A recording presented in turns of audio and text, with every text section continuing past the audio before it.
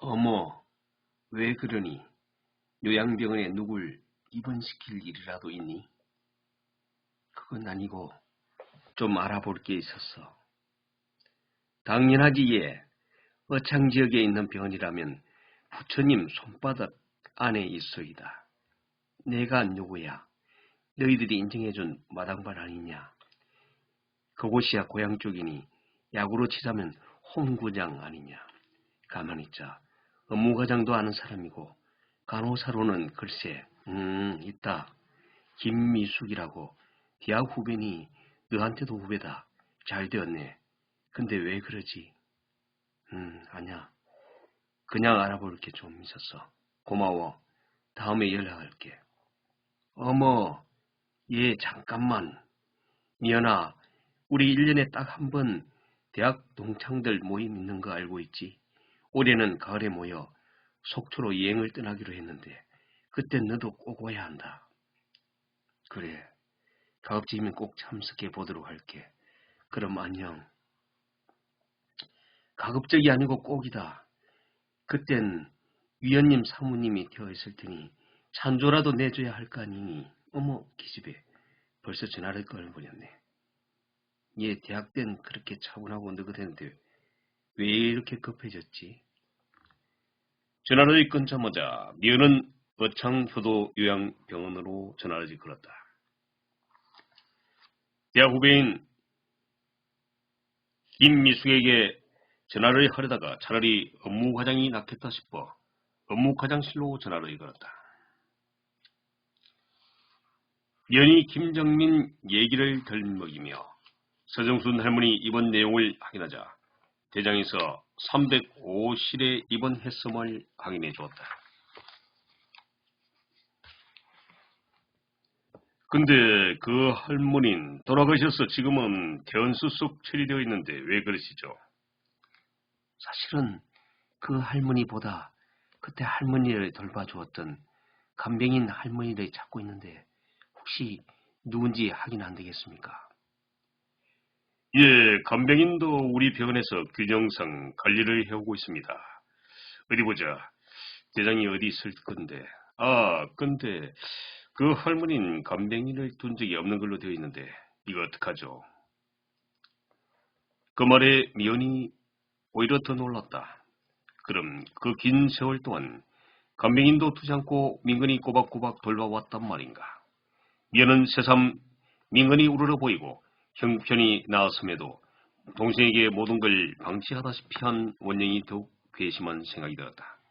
그래서 민근이 저녁마다 간병인의 자체에 병원으로 출근을 하다시피 했을지도 모른다. 하지만 형편이 더 좋았던 원영은 아예 자식된 도리를 포기하고 살았단 말인가.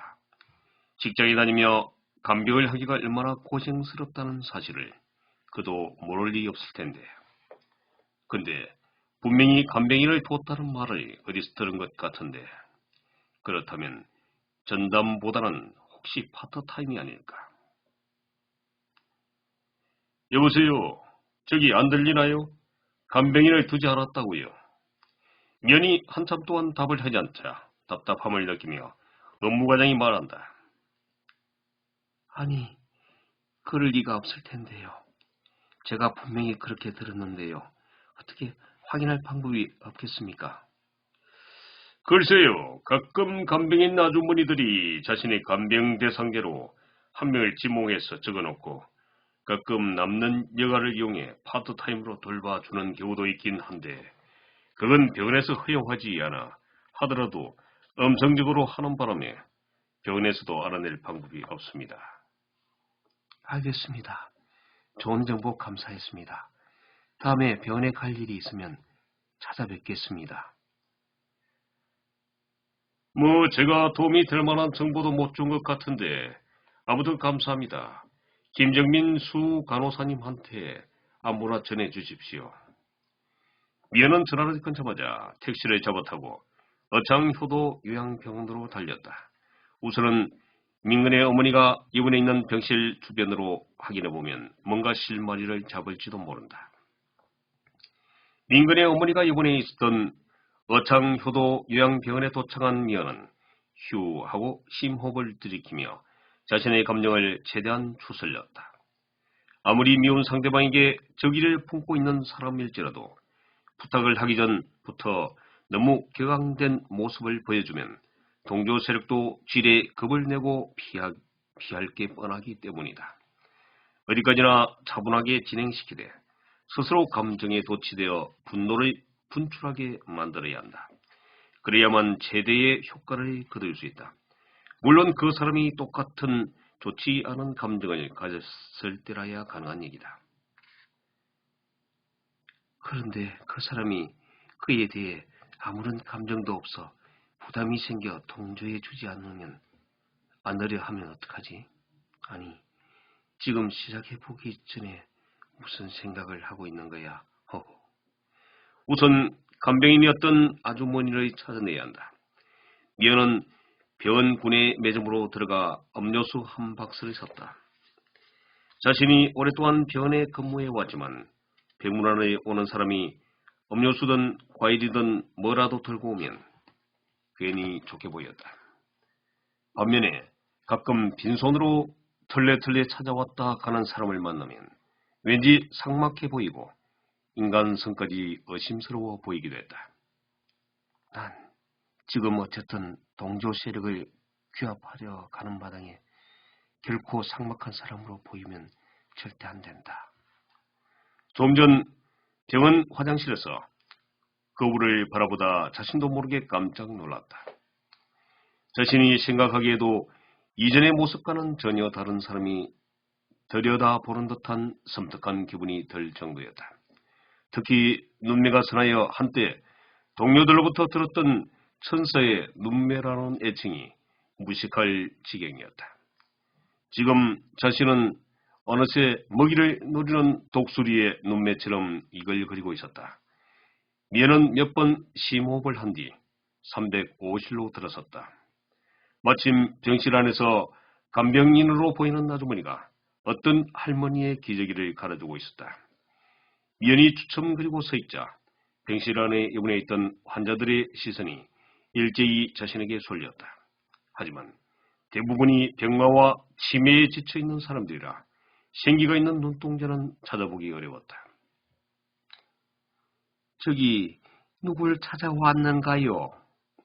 마침 기저귀를 뚫뚫 말아 들고 일어서던 아주머니가 병실을 둘러보던 면에게 묻는다. 네, 안녕하세요. 저기 말 좀 묻겠는데요. 예, 이 병실에 입원해 있었던 서정순 할머니라고. 저는 어쩌죠. 그 할머니는 이미 돌아가신 지 제법 되었는데 정말 안 되었구려. 그게 아니고요. 아주머니, 그때 그 할머니를 돌봐주시던 간병인 아주머니를 찾고 있는데요. 그래요. 근데 내가 알고 있기론 그 할머니는 따로 간병인을 두지 않았는데 그 작은 아들이라는 사람이 매일 밤마다 와서 할머니를 보살피곤 했죠. 요즘엔 찾아보기 어려운 참 착한 효자 아들이었는데.